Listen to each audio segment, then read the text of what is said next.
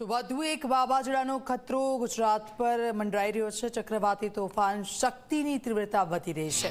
શક્તિ વાવાઝોડું બનવાની શક્યતામાં વધારો થયો છે। દ્વારકાથી 240 કિલોમીટર પશ્ચિમમાં સ્થિત છે આ શક્તિ।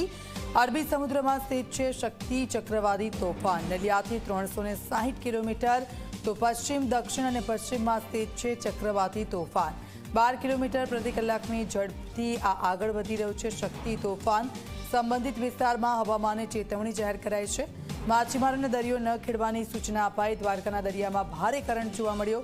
દરિયાકાંઠાના વિસ્તારોમાં રહેતા લોકોને સાવચેતી રાખવાનું કહેવાયું છે। જરૂર જણાશે તો લોકોનું સ્થળાંતર કરવામાં આવશે। કચ્છ અને માંગરોળના દરિયા કિનારે 3 નંબરનું સિગ્નલ લગાવવામાં આવ્યું।